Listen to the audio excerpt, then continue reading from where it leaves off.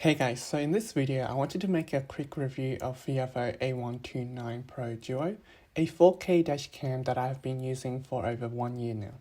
I'm not going to talk so much about specs, which you can read them online anyway. I'm just going to share my honest thoughts so that anyone wanting to buy a 4K dashcam could benefit. Let's start with build quality. I've had no issues with build quality. The finish is matte plastic and I haven't had any single issues with anything. The 3M adhesive is also strong enough to hold the dashcam quite easily. In terms of video quality, it's actually quite good. These footages are recorded in 4K high bitrate with H.265 compression, and I gotta say it hasn't disappointed me yet. I can get some decent shots and save license plates if I need it. However, at night time it does struggle a fair bit if there's no light on the road, but if there's some light then it's okay. If you're driving at sunset or sunrise and you're driving towards the sun, it does struggle a fair bit, even with the CPL filter and the white dynamic range enabled. The images produced are slightly on the darker side, but if you disable white dynamic range, I found that it's a bit brighter sometimes, and you just have to see what setting suits best for you. In terms of storage, you can use 256GB micro SD card, and you can use a H.265 compression, which you can record up to 12 hours of video footage. I highly recommend you getting an Endurance SD card, but you could also use something like a SanDisk Extreme card as well, but it's just that your SD card is just going to wear out faster.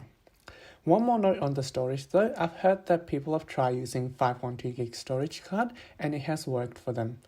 I personally use a 128GB SD card and don't really find the need to get anything higher. Each 4K 1 minute video, front and rear, so front is about 250MB, rear camera is about 90MB, and that is with the H.265 compression. In terms of usability and efficiency, you can connect to the dashcam to your smartphone via Wi-Fi. It supports 2.4 or 5GHz Wi-Fi channels. I recommend you connect to 5GHz from the dashcam to transfer the videos on the go, as it is so much faster to download videos than the 2.4GHz. But if you need to download lots of footages, it's probably best to take out the micro SD card and copy them in your computer. Let's talk about heat. Summer in Australia can be quite hot, and dashcam would heat up, especially when recording in 4K front and 1080p rear. But I've never had any issues with dashcam shutting down due to heat. It is, however, very hot to touch if the weather is really hot as well, but the dashcam has a built-in safety feature that will auto shut off if the internals get too hot.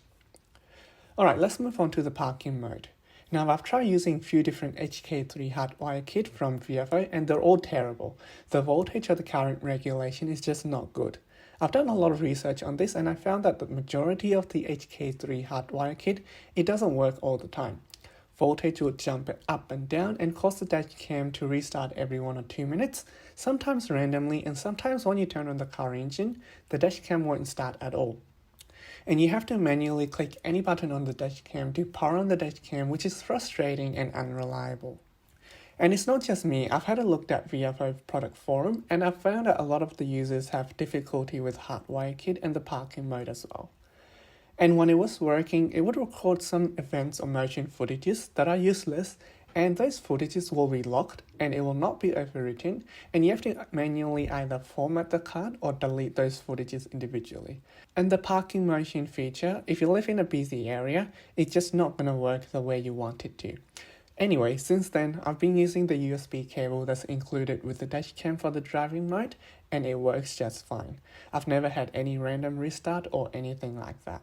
So overall, to summarize it, if you don't need parking mode features, for the price around $300 AUD, this is a really good 4K dashcam for the price and value. I would highly recommend. Anyway guys, that's all for this video. Don't forget to share, like and subscribe. If you have any questions, drop them down in the comment below as well. Anyway, see you guys in another video. Peace.